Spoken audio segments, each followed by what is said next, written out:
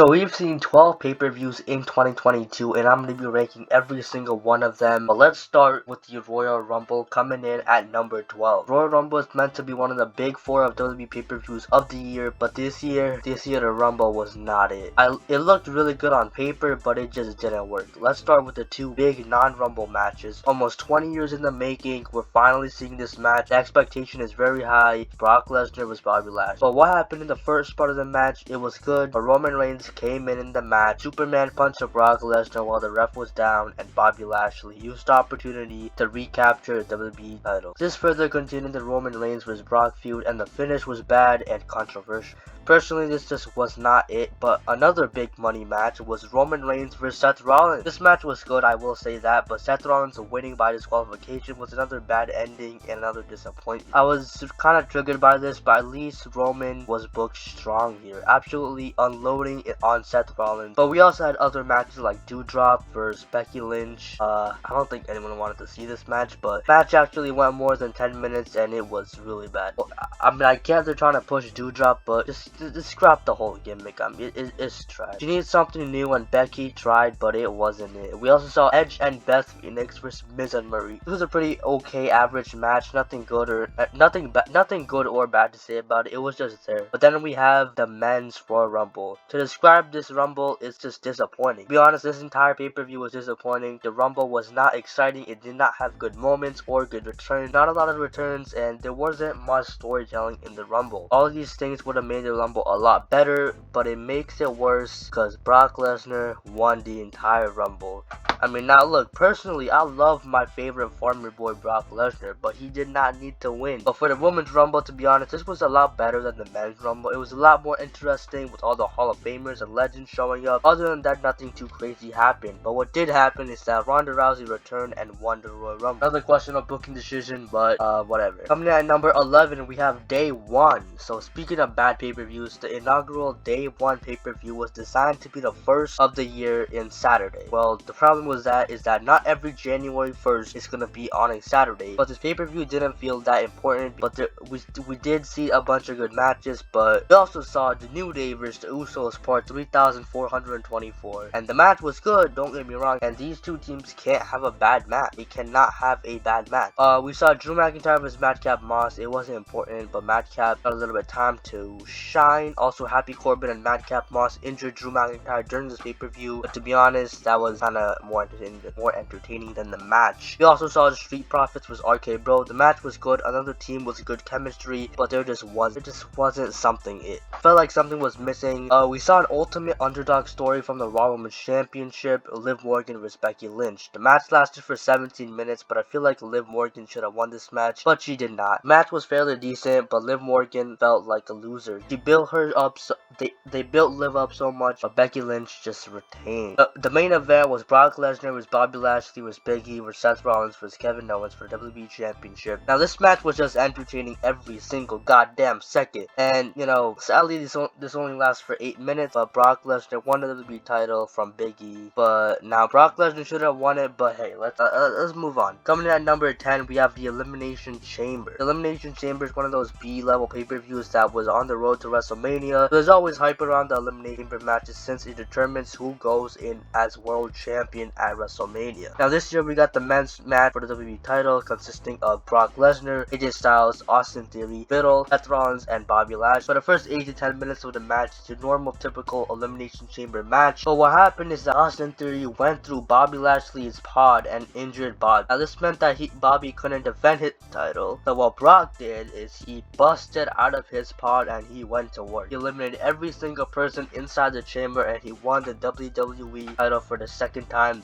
The Women's Chamber match is a #1 contenders match for Raw Women's Championship, and Bianca Belair won the match. Nothing too crazy about this, so let's on. We saw Roman Reigns vs Goldberg. The less said about that one, the better. We saw a random women's tag team match, Naomi and Ronda Rousey vs Charlotte Flair and Sonya Deville, which Naomi and Ronda Rousey won the match. We also saw the Raw Women's Champion Becky Lynch go up against Lita in a decent match. There was some times where I actually thought that Lita was gonna win the world title, but it obviously did not happen. Becky Lynch retained her title. title. We also saw Drew McIntyre vs Madcap Moss in a Falls Count Anywhere match, which, okay, whatever. But this match kind of didn't need to be on pay-per-view because this was obviously building up Happy Corbin vs Drew McIntyre, so it kind of, but you know, whatever. But the match was kind of disappointing. They brawled by ringside and they made their way to the entrance ramp, but went back to the ring fairly quick. Drew McIntyre got the win, further making the rivalry with Baron Corbin even bigger. Yeah, a lot of lows in the pay-per-views, but definitely better than the Royal Rumble and Day 1. Well, I mean, look, while watching this match, I didn't really care too much, but the matches, but we've all seen these matches except for Becky vs Lita, and I guess, so yeah, the first 3 pay-per-views of the years were the worst, but let's talk about Austin Theory's heist of the night. Obviously talking about Money in the Bank coming in at number 9. Now this pay-per-view is the pay-per-view that makes wrestlers into superstars. This is Money in the Bank, and I feel like Austin Theory was getting shoved down our throats, which that's exactly what happened. The pay-per-view kicked off with the women's Money in the Bank match. Liv Morgan was the favorite to win, and she did win. This was great because Liv Morgan is going to become a champion, so she cashed in her contract on Ronda Rousey.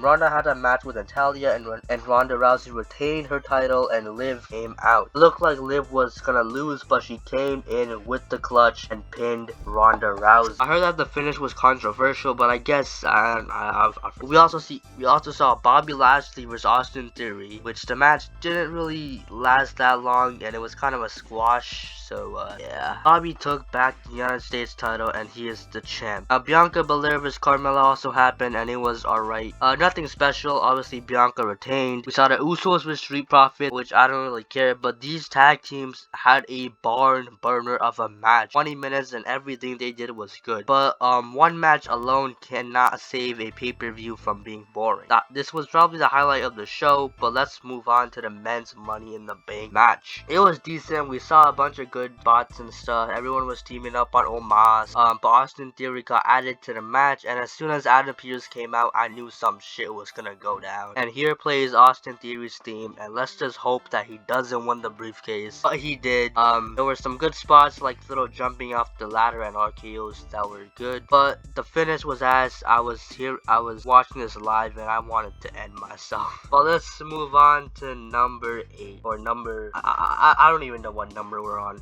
Hell in a Cell. Now Hell in a Cell is obviously going to be famous for the Seth vs Cody match, but believe it or not, there was other matches on the card like Theory vs Ali, Madcap vs Happy Corbin. Oh, and other matches was good, like Bianca Belair vs Becky vs Asuka. That was a good match. And the mid card was just the most filler thing I've ever watched. We saw Bobby Lashley vs Omos and MVP, which was bad. Kevin Owens vs Ezekiel, which was lackluster. They should have done that on Raw. Saw Judgment Day vs Finn Balor, AJ Styles, and Liv Morgan, which was okay. It wasn't bad or anything, but I can say that wrestling is good. Madcap Moss vs Baron Corbin should have been on SmackDown. Mustafa Ali vs Theory was alright. So it came down to the main event to save the pay-per-view, but it sure as hell did. We saw a banger of a match from Cody Rhodes vs Seth Rollins. Arguably the best pay-per-view match of 2022.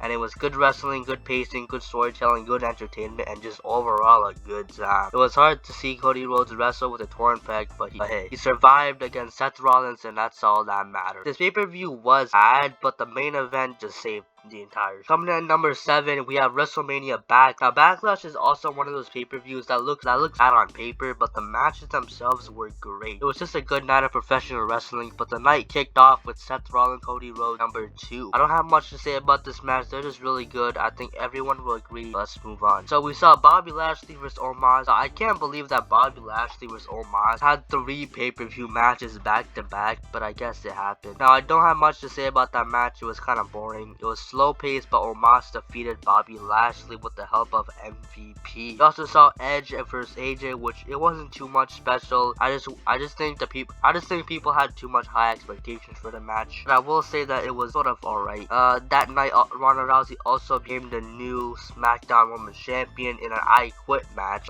Now the match was entertaining, probably the best Ronda Rousey match of the year. But I was happy that Charlotte isn't the champ anymore. Ronda Rousey's the champ. At the time, my dumbass thought that Ronda Rousey was gonna be a good champion, but that did not happen. Next match was Madcap vs Corbin. I don't care. I really don't care.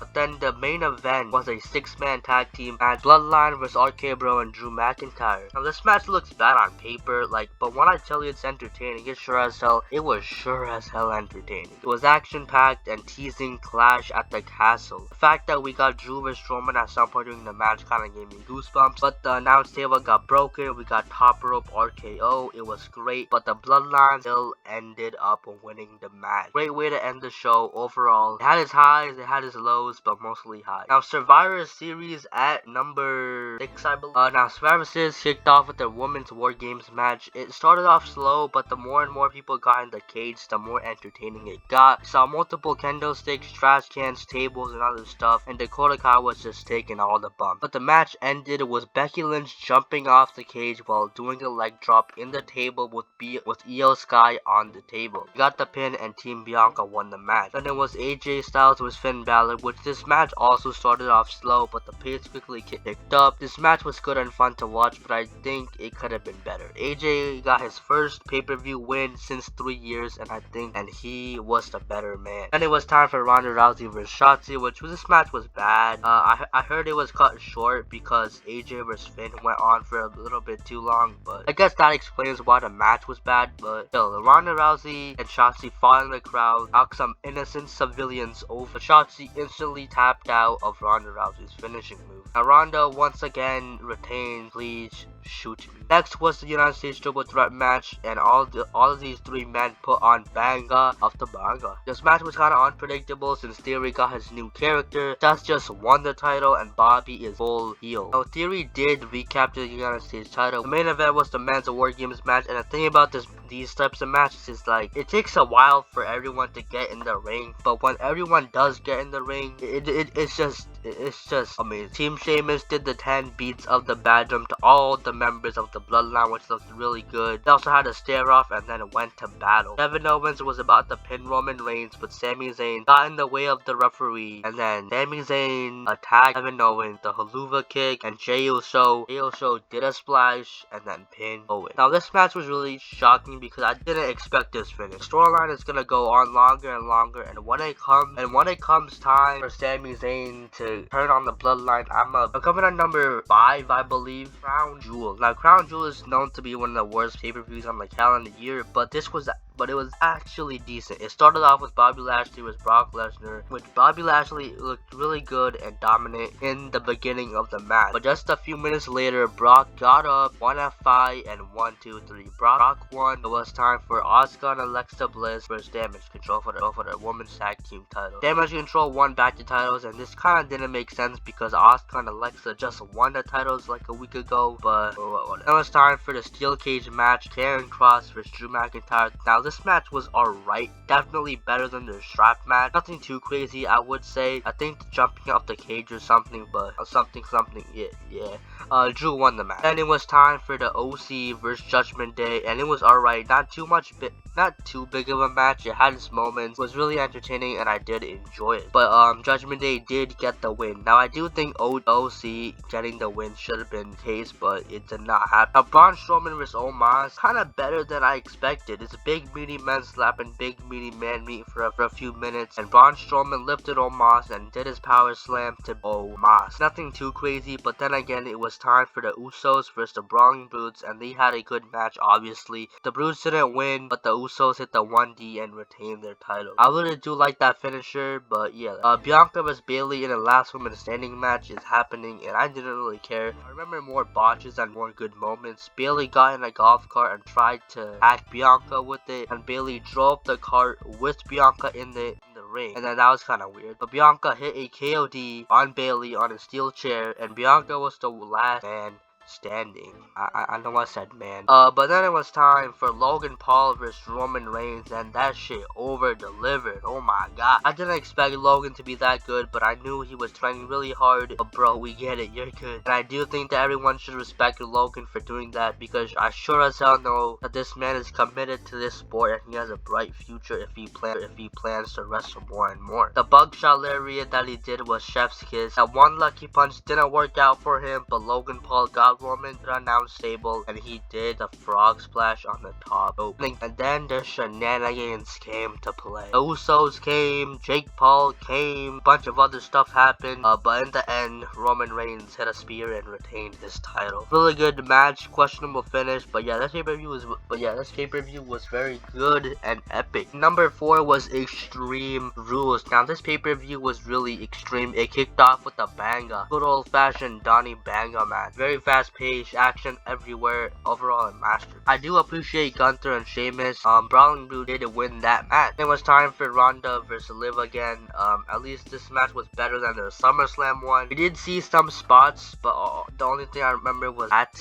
Talking about lowest point show, we had Drew McIntyre, Arian Cross, which they kind of brawled outside the ring at first, but then when the match started, it's just bad, to be honest. I don't even want to talk about it, but yeah, Karen Cross won that match. Bianca Belair was Bailey with a tree. It was kind of good or decent. I don't know how to feel about it, but I always love to see ladder match. But Bianca Belair retained her title. Now next up was Edge vs Finn Balor in an I Quit match. Now this was storytelling at its finest. The match was slow at the start, but it was brutal at the end. Beth Phoenix returned to help Edge, but she got trapped by the Judgment Day. But Edge would never say I quit. So what Rhea did is she was about to hit Beth Phoenix with a chair shot, and Edge quit. Said I quit, but Rhea still hit that chair shot to the head. Amazing storytelling, and Finn Balor won the match. Now Seth vs Riddle in the fight pit match was okay. I haven't seen a fight pit match before, but I guess that's what makes it entertaining. Don't have much to say about this match. I want to talk about what happened after the match, but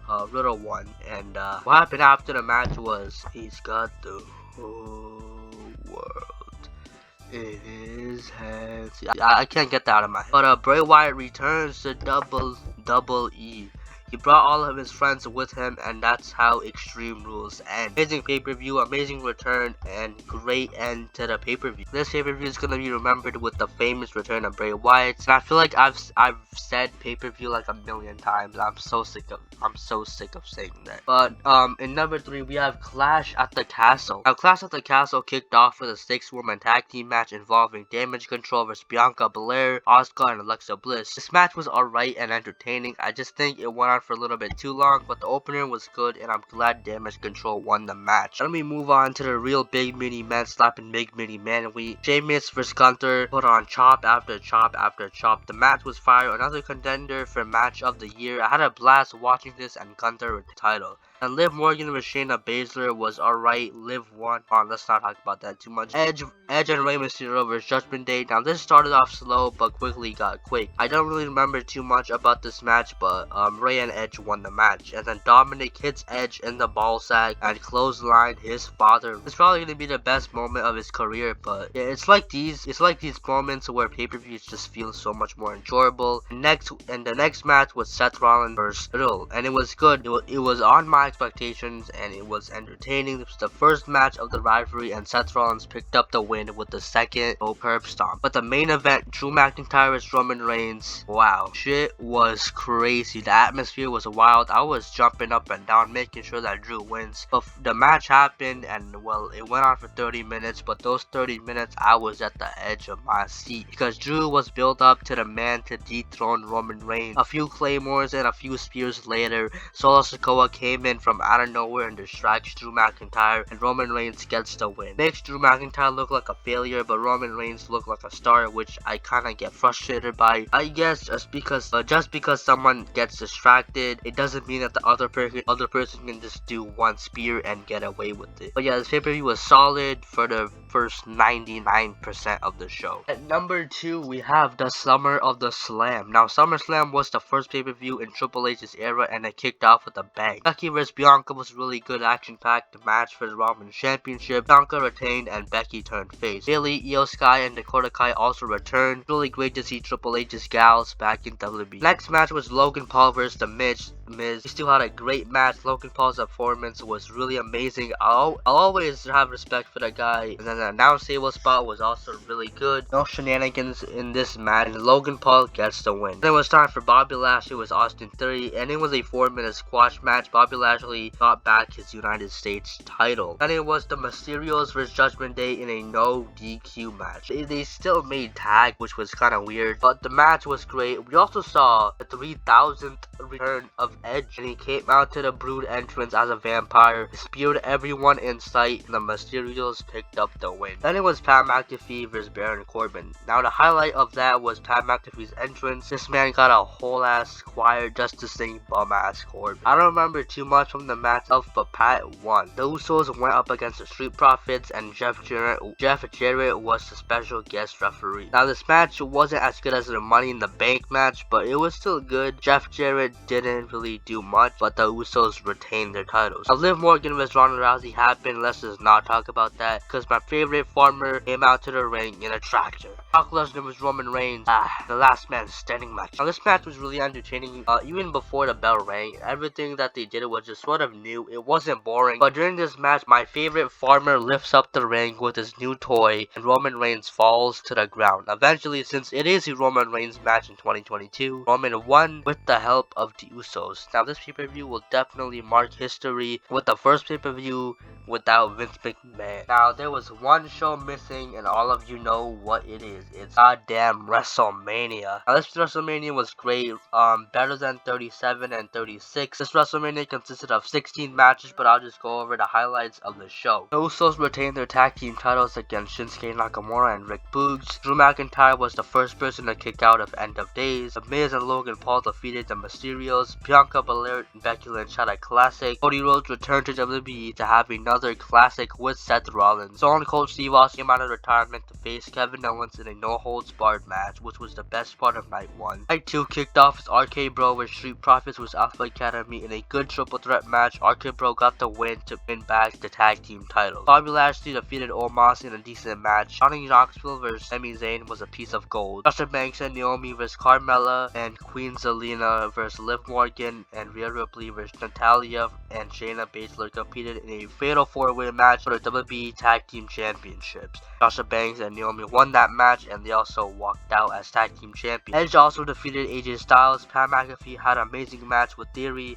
He also had a match with no big deal, by the way. Pat lost to Vince. Stone Cold interrupted, and he gave everyone stunners. He drank beer. And the main event was Brock Lesnar and Roman Reigns, and it was a finisher fest. I've heard Roman got injured. I heard he hurt his hand or arm, and something happened, but Roman still ended up winning. Both nights of WrestleMania were great, but night 1 was superior. Night 1 was just better. Bianca vs Becky and Cody vs Seth were really good matches, and how can you top a Stone Cold match in 2022? I mean, come on. But overall, a great WrestleMania. Hope Papa H blesses us in WrestleMania 39. So these were my rankings. Let me know if you agree with them. Comment down below your list. And but other than that, stay tuned for more content. It's December. I'm working to put out daily videos from December 24th to December 31. I'll see you guys in the next video.